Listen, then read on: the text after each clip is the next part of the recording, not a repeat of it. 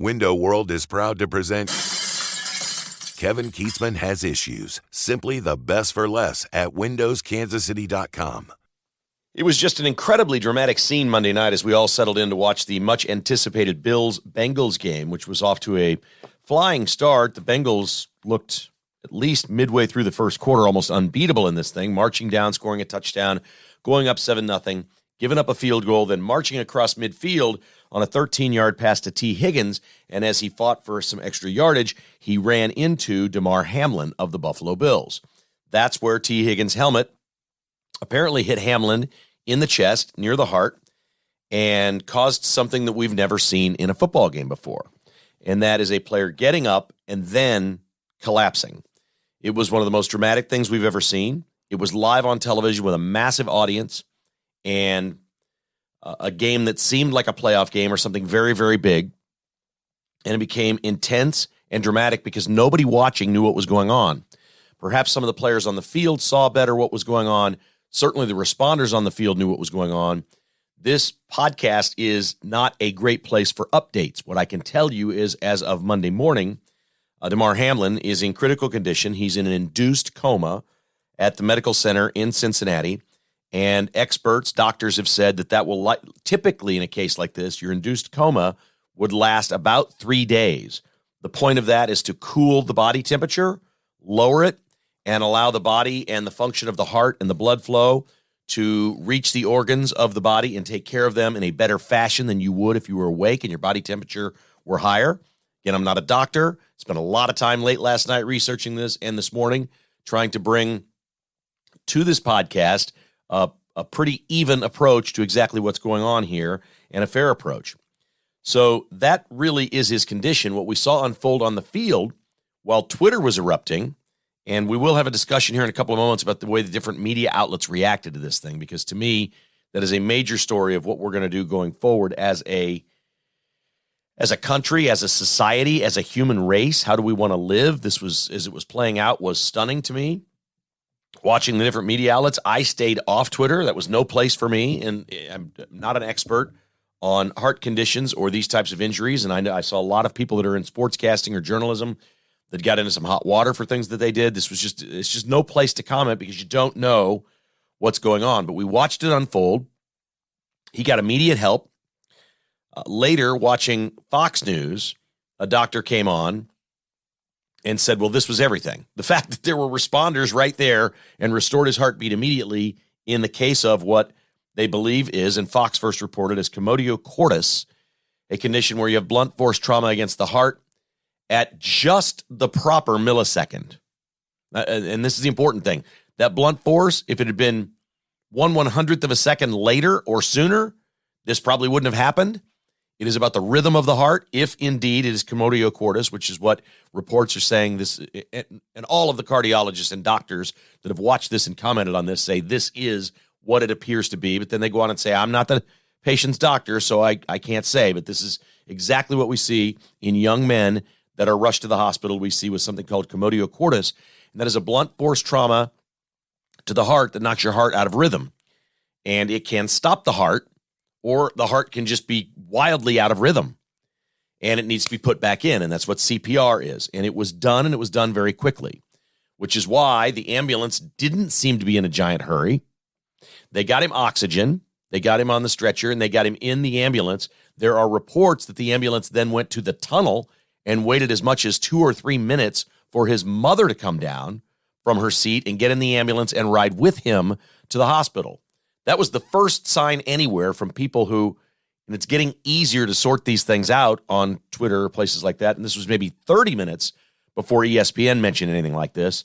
It was on social media and on Twitter from people that are EMTs that said, listen, if that ambulance stopped and waited on his mom, he's in some sort of stable condition. They've got the heart rate back, and they've got him on oxygen, and if they're waiting a minute or two for the mom before they go to the hospital, this was the first sign that it looks like he's going to be okay. Now, again, we're in the 7 o'clock hour here on Monday morning recording this podcast. I'm sorry, Tuesday morning, 7 o'clock hour on a Tuesday morning, and we will not make any commentary here on what will happen to Damar Hamlin as he goes forward or what won't happen. What I want to look at is what we all saw. And it was amazing, the reaction of the players. And I echo many of the sentiments that we heard on ESPN from former players that say players take this harder than anyone. They see a teammate. They see a fellow union member. They consider themselves young warriors. They just do. They know the risks of playing this game. They know every game could be their last. They know there are no guaranteed contracts. This sport is different than others, and it is a dangerous sport. It is also one of the reasons, not the main reason, it is one of the reasons why it's America's most popular sport. Why Americans love this sport is it's exciting, it's thrilling, it's action-packed, it is big, heavy-set guys that don't look very athletic, meaning just as much to a team as gazelle-like wide receivers that tiptoe the corner of the end zone with one hand catching a ball, reaching across the pylon to score. It is ballet and trench warfare all at the same time.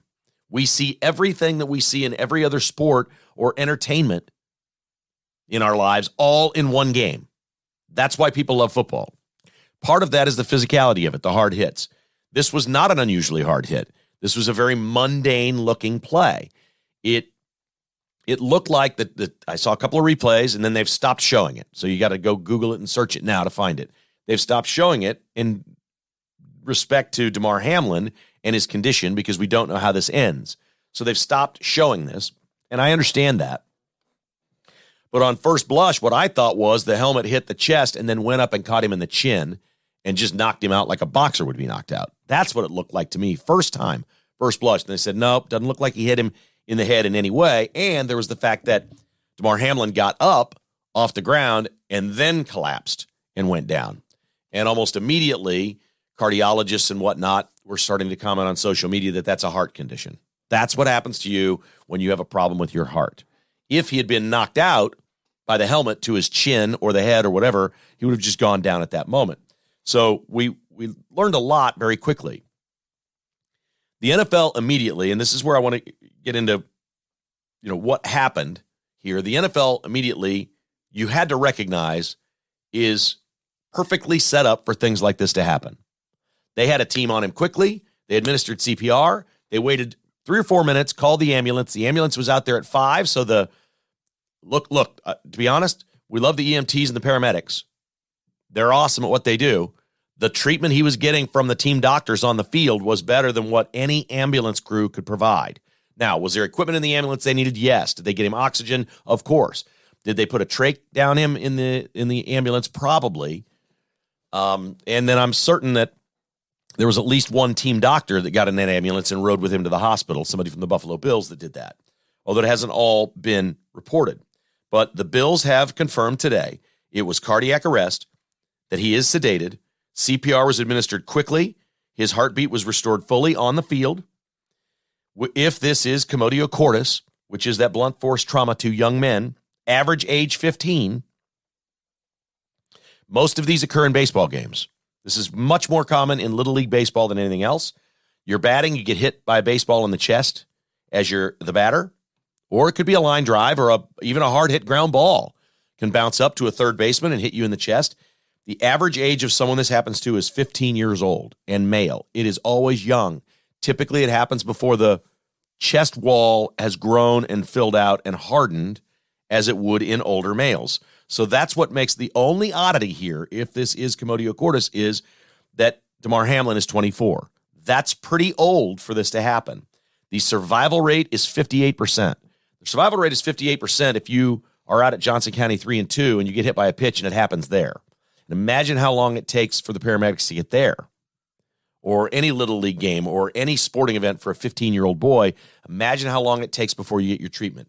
Every single doctor that's commented on this says time is of the essence.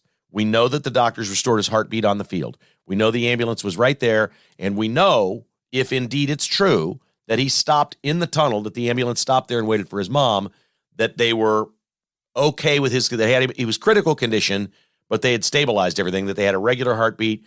All of his vitals are back to normal. That was tweeted out maybe 45 minutes later by one of his representatives at his agency firm. All of his vital signs are normal. Everything is going well. They've induced him into a coma. They've got a breathing tube in him, and they're feeding him because I think they anticipate him being in this coma for 3 days. That is to lower the body temperature, that when you lower the body temperature, the blood and the oxygen in the blood helps all your organs better, faster in recovery and things like this. And that's the reason that they do it. It was stunning because we saw it on live television. I'm going to first do the reaction, and I inadvertently or unwittingly became a media critic watching this. And you know how much I like media, but I was flipping around just like everybody else trying to find information. You probably did the same thing. You were probably looking everywhere, on your phone, flipping channels, whatever. And ESPN for a good 30 minutes was so dire and so down. You know, you want to stay there because they're at the scene and you're thinking, okay, they're going to get a report or they're going to get a comment from a Bills official or something. And it never happened. And they spent really the entire night talking about the seriousness of this. There was little coverage of who Damar Hamlin is. I thought immediately they could have done that because I don't think many people watching know much about Damar Hamlin. They know the Bills and the Bengals, but they don't really know Damar Hamlin very much. And so I think that could have been something they could do, and we didn't see much of that on ESPN. They continually talked about he's our brother. They went to former players and talked about how players take this so seriously, that teammates will take it more seriously. We saw teammates crying, and ESPN did report after social media did. It was the first place I saw. They said, look, the mother got in the ambulance and rode with him. They did not say, hey, that's good news. But, I mean, anybody could, if you think about this, anybody would know that that is good news. That if he was dying in the ambulance, if it was an emergency, they'd be going so fast and so out of there, the mom would get a police car and come meet, that wouldn't happen. So ESPN had its own just dire down, we'll talk to players and talk about how bad this is being a player in the NFL coverage. So after a few minutes of this, I started flipping. I'm looking for information, and I found it. I got over to Fox. Fox immediately, well, they had terrible hosts on. They had fill-in hosts on Monday night because it was the last holiday. So the hosts weren't very good. But they immediately got doctors on, specialists. They got them on, and they started talking about the possibility of what this could be, what it means, how important it was that CPR was administered at the scene, and this was obviously better coverage, and we were getting more information. Brian Kilmeade came on the phone. He is a morning host on Fox News, and Brian Kilmeade came on and says, I have sources and a doctor telling me that what this is commotio cordis. That's the first I had heard of it. Commotio cordis is that condition where a couple seconds after blunt force trauma to your heart, it skips out of rhythm and down you go, and you can collapse. That's what this appeared to be. That was the first report of that. They were doing a nice job of reporting on what this could be and what it looked like. They said he's in critical condition. They got a hold of the hospital before anyone else, to my knowledge, and said he's now in critical condition in the hospital. And then they had a doctor on saying critical condition at the hospital is outstanding. It sounds terrible. It's outstanding. He said they'll put a breathing tube in him. They're likely to lower his temperature by sedating him or putting him to sleep or an induced coma, whatever you want to call it. If you die of commotio cordis, if you're 15 years old and you get hit with a baseball in the chest and you are rushed to the hospital and you're announced in critical condition, that is a good thing. If not, you're likely dying. Again, 40% of the people this happened to, you die. You don't make it. 40%. In almost all of those cases, those are people that are not treated as quickly and not gotten the proper attention as quickly as Damar Hamlin did. So there's much reason for optimism here. Much reason. That's no guarantee. It's a very serious deal. But the survival rate is very high if you get immediate help, and Damar Hamlin did. And so honest to goodness, I was put at ease by that. I felt better by seeing that report and nobody else was doing it.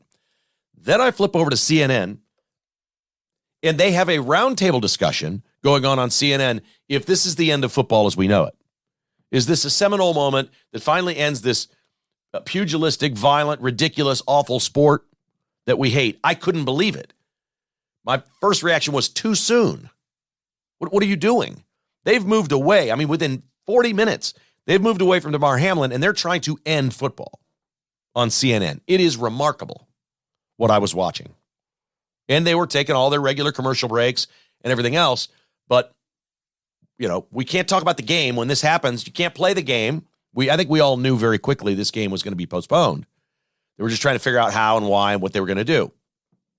Although I will ask the question, if Carolina was playing Cleveland on a Sunday afternoon noon game, would they have stopped this game?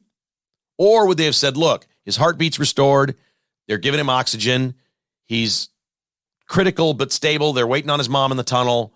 Looks like he's going to be okay. Let's play the game. I asked that question because this was a massive game with a massive audience on national TV on Monday Night Football. And I'm telling you right now, live television or video coverage of something changes the story dramatically.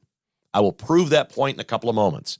It changes everything. But I do ask the question, if this was a regional game with only a couple million people watching, Carolina playing Cleveland, and it happened at 12:47 on a Sunday afternoon, would they have sent him to the hospital, known he's alive, because I think they knew, it sounds like by all these reports, they knew very quickly, he's alive. He's not dying here. He's alive. We're going to get him to the hospital. Here we go. We know what to do. We know what this is. He was diagnosed. He was alive. Everybody was comfortable with what they were doing. At that point, on just a regular Sunday game, does the NFL shut that game down? Because the NFL waited an hour on this one, over an hour, and the media reaction on Twitter and social media was not going to allow this game to be played. That was very clear, very quickly, that this game, I told Jessica, I said, they're not playing this game. This game's over. Twitter is canceling this game. And Twitter did cancel the game. Now, I'm not saying it was the wrong decision. I'm just telling you why the NFL did it. The reaction on Twitter, journalists with big jobs at real giant media outlets and hundreds of thousands of followers were comparing this within 30 minutes. They were comparing this to the NFL not canceling games in 1963 after JFK was killed. They were comparing this to 1971 when a Lions player went down and died playing football. They were already all over Roger Goodell, that he's the worst person on earth. The NFL is out of touch. This is awful. They're terrible. I'm like, that's it. This game's over. They could have said at that point, Damar Hamlin is fine. He's alert. He's awake. It's okay. He's going to be just fine. And they were still canceling this game. The NFL, no matter what, was going to buckle to social media in this thing. And I think they'll reschedule. And I think the simple answer here is you play this game on Wednesday, maybe Wednesday afternoon, get the Bills back on a plane later on Tuesday if Damar Hamlin is okay. But the NFL may say, look, as long as he's in a coma, we're not playing this game. I can see that. And typically doctors want to keep it. We hear the word coma. Again, this is what the doctors are doing. He's basically sleeping, so his body temperature is lower. That's all they're doing here. But they may not want to do anything until he's awake and alert. And they can say he's awake, he's in his hospital bed, and now we're going to go resume football. It is hard to say what will happen here. It's really hard to say. I mean, this isn't Arizona and Cleveland playing a game. We can just say, well, we're just scrapping that one from the books. Didn't affect anyone or anything. It doesn't matter. We'll just move on this weekend. They can't really do that because this is such an important game with two teams that could or could not be off the first round of the playoffs. Both teams are still alive for the first round bye, along with the Chiefs in the AFC. So there's just no way to ignore this game and not play it. They're going to have to do that at some point. And the way they come up with it, I don't know. I sense that tomorrow would be a really good time to do it. Maybe a 4 o'clock restart, 3:30 in the afternoon restart or something like that. But I don't know that they will do that if Damar Hamlin is still in a medical-induced coma. Doesn't seem like maybe they will. But the reaction from all these different sites was simply, it was remarkable. It was absolutely remarkable. ESPN, and it was like it was a funeral. CNN wanted to cancel football. Fox was reporting news and had doctors on telling you what it was. And Twitter was all over Goodell and the NFL sucks. And this is worse than JFK in 1963. And Twitter is so bad like that. It is so bad. And man, if there's just one thing to know about social media is when you see something like this, just stop. Because again, my first reaction was, wow, did he get hit in the head? And down he went. Is this like a boxer? That wasn't what it was at all. It is absolutely time to wait. All right, we'll give you some comparisons here in a moment. We want to remind you that KKHI is brought to you by 360 Document Solutions. Our company's business solution is 360 Document Solutions, and it can be your businesses too. Mark Lindquist and his team would love to work with you in 2023, whether it's just a complimentary analysis of all your document technology and IT programs. They'll do a complete review for you absolutely free, including your current costs, and they are most likely to offer you solutions that are going to bring great benefits to your company, including saving money. Contact Mark at 913-745-5344, online at 360documentsolutions.com.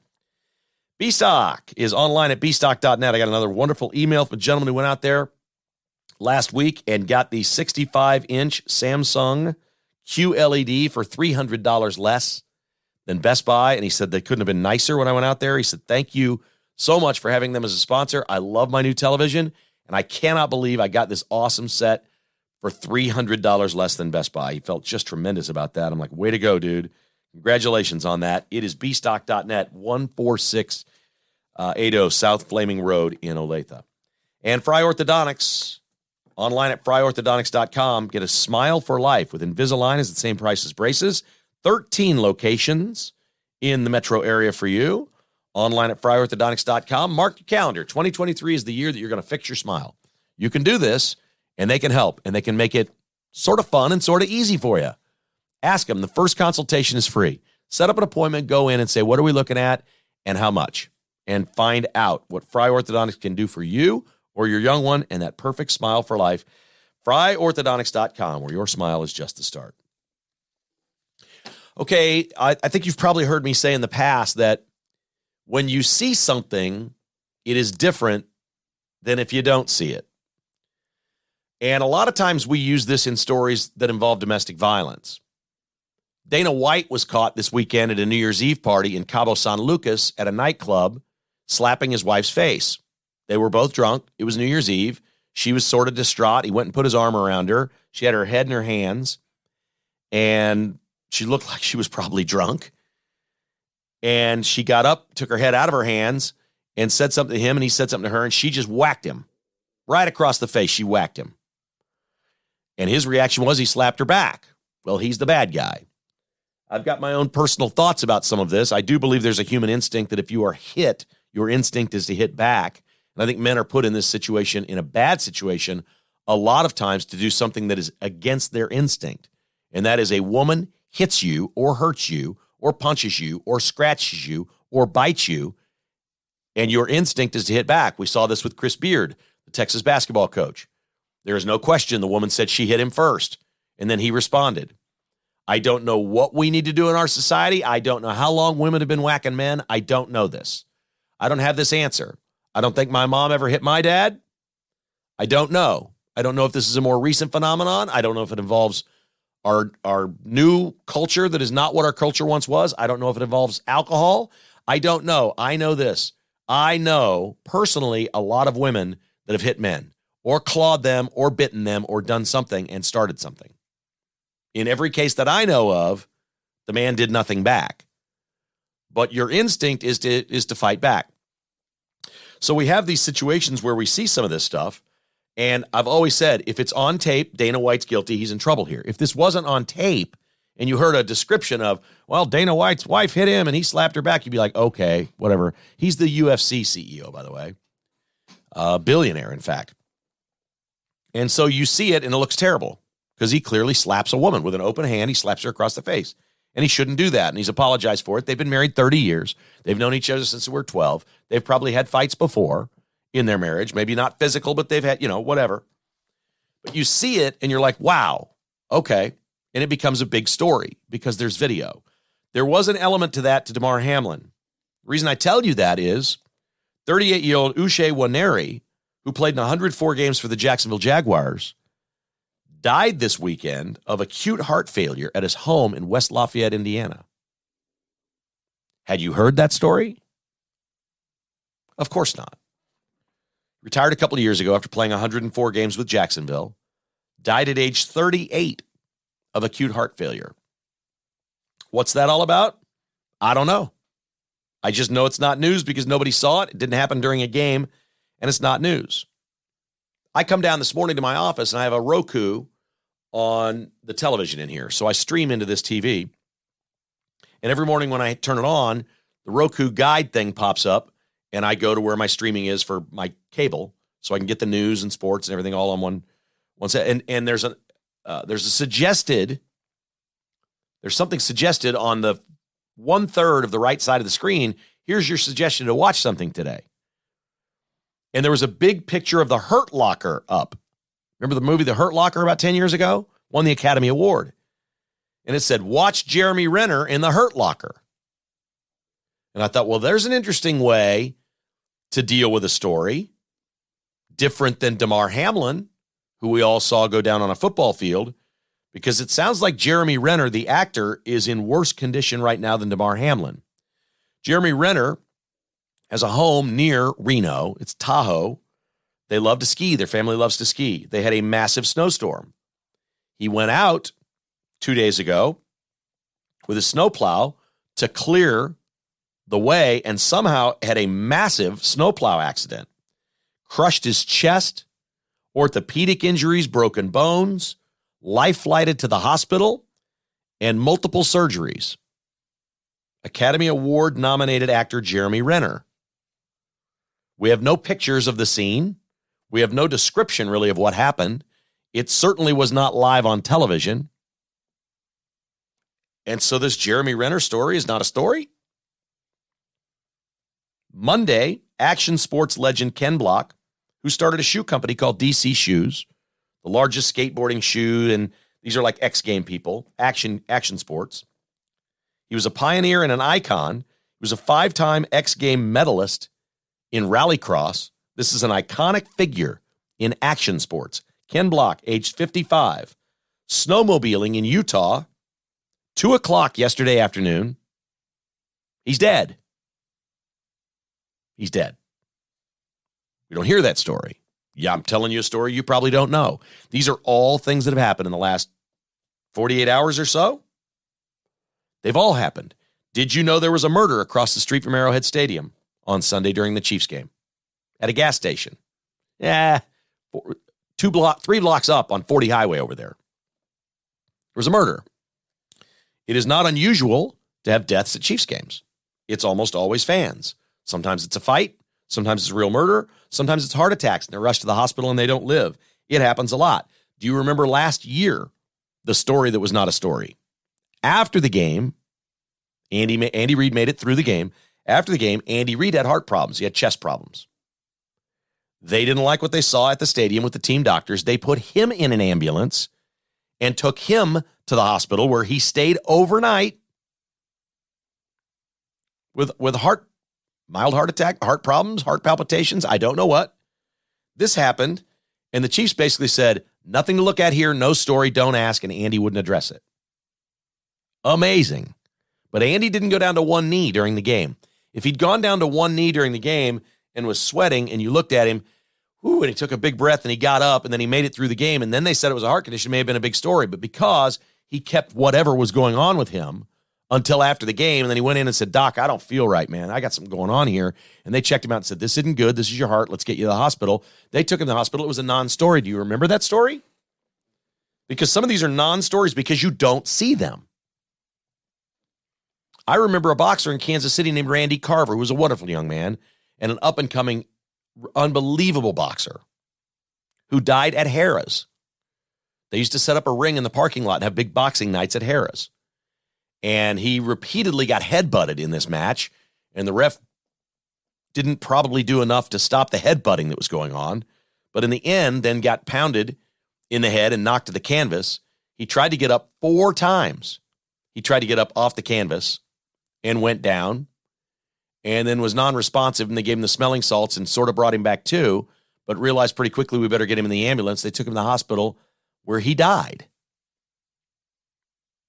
So I ask the question, after watching everything that we saw last night, what you consumed watching this, is the point here that we're trying to condition ourselves to not live our lives? I don't really know. I don't have the answer, but there's a big picture question and a big picture issue here that I'm not smart enough to figure out right now. But as I watch this and we start to decide this is a story and it's really, really important based on whether people saw it on video or not, I've never been able to deal with that. I've never been able to reconcile that as a journalist or as a reporter. To me, all these stories were equal. How do you think the family feels of the dude that was shot and killed across the street in the Chiefs game? How do you think Jeremy Renner's family is doing right now? And other actors in Hollywood. An action legend died on a snowmobile yesterday, and you haven't heard it. This is a very famous person. Millions and millions of people know this guy. You may not, but millions do. More people know Ken Block, who's dead, than knew Damar Hamlin. There weren't very many people that knew Damar Hamlin before yesterday. You had to be really into football, unless you lived in Buffalo, or maybe had a team in that division. You had to be really into football to know Damar Hamlin. He's not a player you'd have on your fantasy team. He doesn't carry the ball. He's not a kicker. You know, it's just bizarre to me because this Damar Hamlin story is altering the entire NFL season. It is changing all the news coverage on a day where the GOP is taking over Congress. It's changing everything because we saw it. I don't really have commentary there. I just wanted to give you some other stories and some other perspective of things that we have seen and things that we know about that really aren't big stories. And the only question I can come up with is, are we conditioning ourselves to not live our lives? Because Jeremy Renner was clearing snow over holidays, a busy actor. He had holiday time with his kids. They love to ski. He was clearing snow, presumably so they could go skiing either later that day or the next day, so they could get out of their home. They had feet of snow in Lake Tahoe up in the mountains. He was clearing snow so they could go and do what they love to do. Ken Block was snowmobiling in Utah, doing what he loves to do. Everybody was living their life, and we look at things like this and we go, sometimes we'll say about a guy like Ken Block, well, he died doing what he loved doing. We're not applying that to Damar Hamlin. There's this implied thing with football now in the liberal media that football is bad. Yes, there were people on the right that immediately started tweeting, hey, is this vaccine related? And I think that's a fair and honest question. I do. This player clearly was forced to take a vaccine to play football. It's a fair and honest question. We don't have enough data on that. By all indications and descriptions by experts, cardiologists who came on live and don't have any real bias to them, they say, no, we've seen this before in young men, usually baseball players. It's called commotio cordis. That's what it looks like. Officials have not said that's officially what it was. They have not said that. Is there a possibility that it's vax related? I think it's very small. From what I've learned about this thing, very small, but anything's possible. We know that young men have had heart problems because of the vaccine. That's fact. We know that. All these things are out there, and they're leading to this perfect storm of a story that is going to carry on all week long and alter the NFL season because we all saw it live. And I hope we don't get to a point where we see things and we start changing our lives. I don't mind people saying, look, live every moment. Know that today could be your last day. I'm cool with that. I know that about myself and my life. And everyone that I know and love, today could be our last day. Everybody knows that. Anything can happen. But I don't think that your immediate reaction should be, we shouldn't be playing football. This sport is too dangerous. This is exceedingly rare in football because football has pads over the heart. It happens much more in other sports. Soccer, blunt force from the ball, because you can't use your hands. Can't use your hands to stop the ball from hitting you in the heart.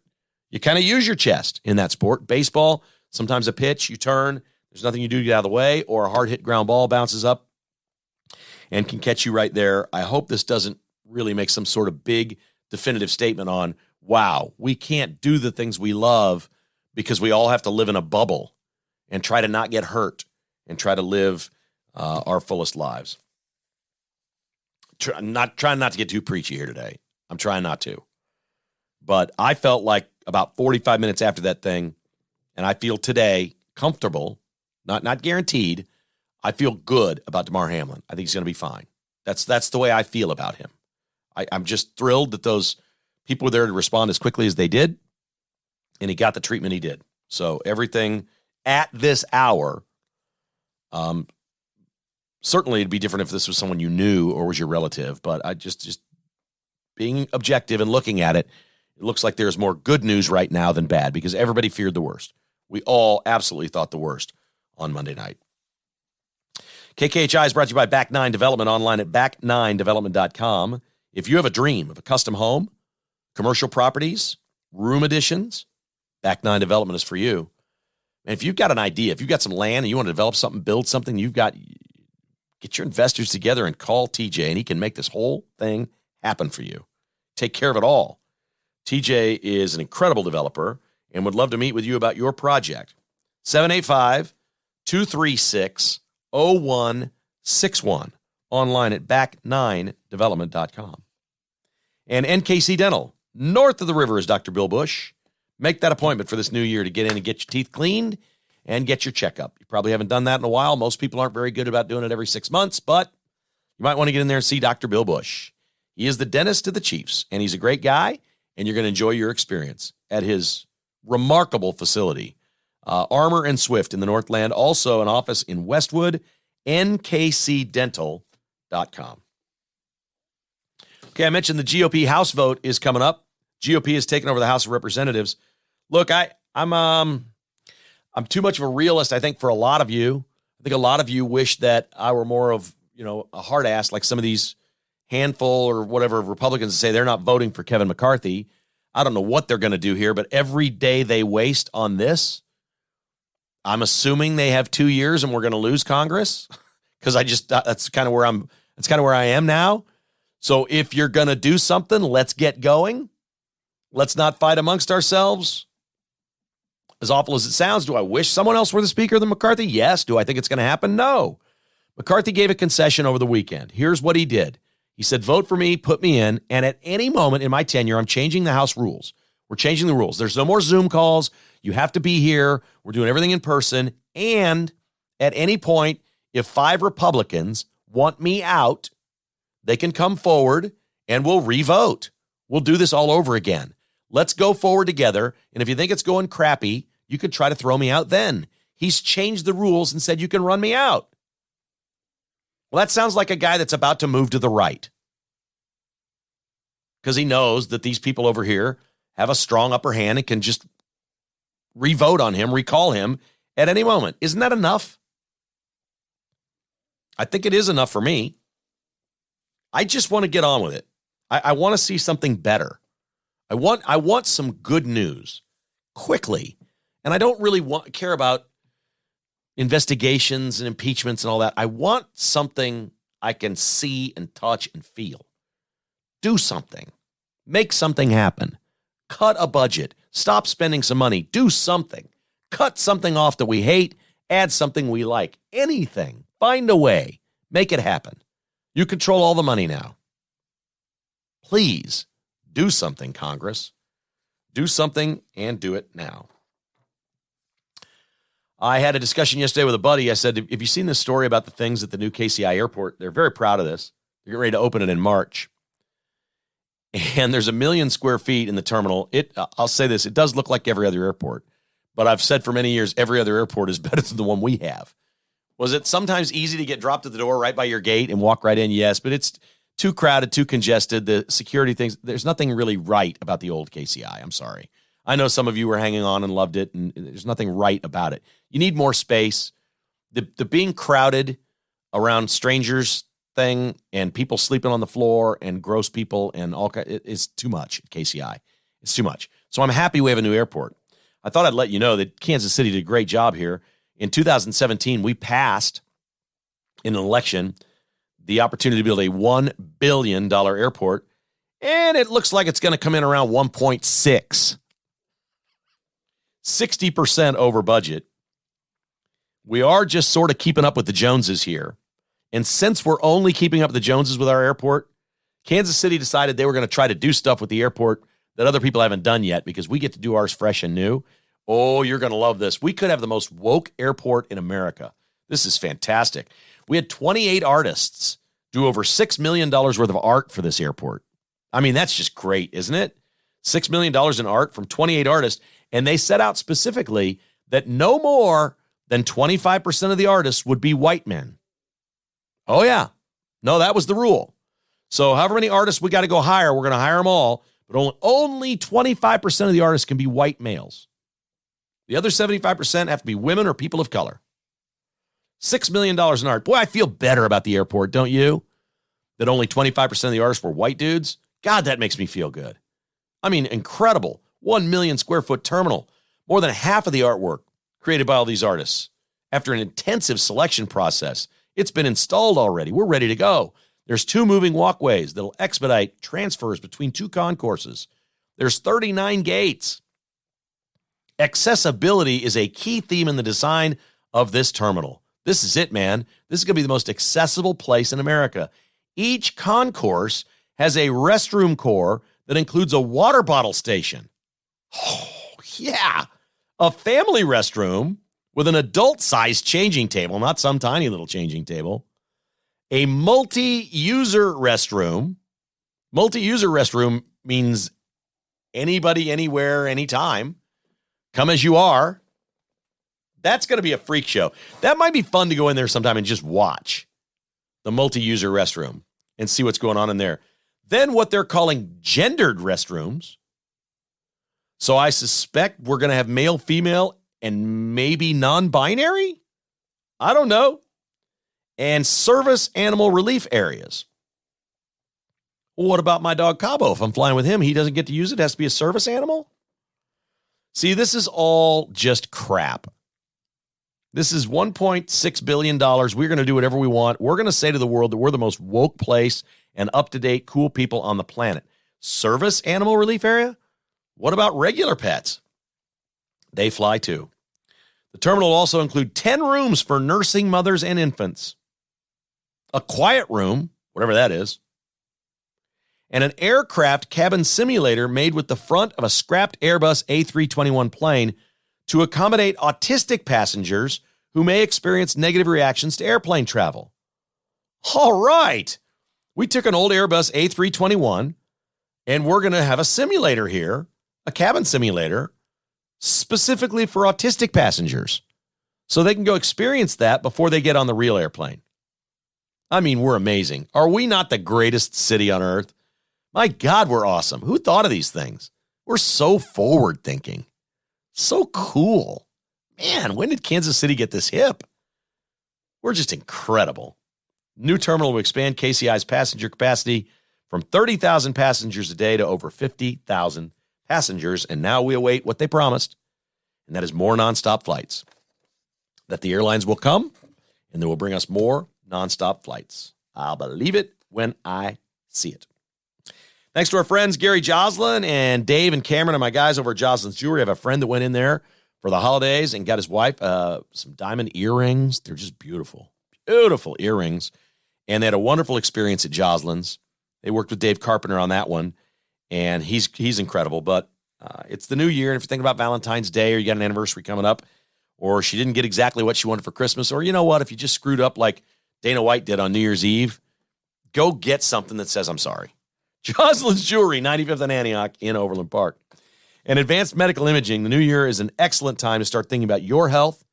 I cannot recommend more highly the heart scan to get your plaque score on your heart if you're over the age of 40.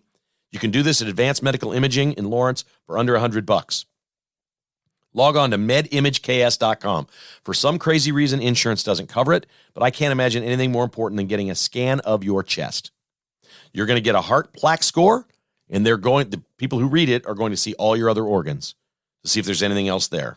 This is peace of mind. I'm going to do it every single year the rest of my life. I will not go 1 year the rest of my life without getting this heart scan. This sounds like something that insurance we should have for everybody. Or maybe you need an MRI or a CT scan. They do all that too, and they take insurance for those. medimageks.com. They have the biggest, most comfortable, beautiful, quiet, natural lighting machines anywhere in the Midwest. It is the best place to go for any medical imaging. medimageks.com. Thanks to them for being on board, and thanks for checking out my chest and giving me that 0 plaque score on my heart. I feel pretty good about that. That's awesome. Although I had a physical, and I've probably been eating too much red meat. I'm starting to hear that. Cholesterol a little bit high. Gonna have to watch that. I'm cutting out the red meat at least for a month. Gonna see what happens, see if I can bring it down. We're all going to try to do something a little healthier this January, right? That's what we do. Can't thank you enough for being with us, man. Tell your friends if you get a chance about KKHI. Hit that like or follow or the subscribe button. It's absolutely free. If you'd like to become a patron and get the 2 or 3 podcasts a week plus the newsletter every weekend, you can join by going to the website kkhasissues.com. Use your computer or your laptop. It's much easier than your phone. kkhasissues.com. Just click on Become a Patron.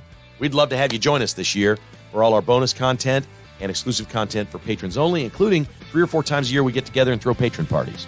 That's where I feed you. I have you out and get a nice buffet set up and everybody gets to eat stuff. It's fun. You'll enjoy being a patron.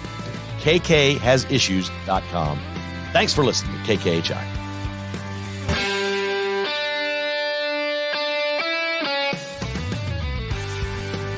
Thanks for listening to Kevin Keatsman Has Issues, presented by Roberts Robinson Chevrolet Buick GMC.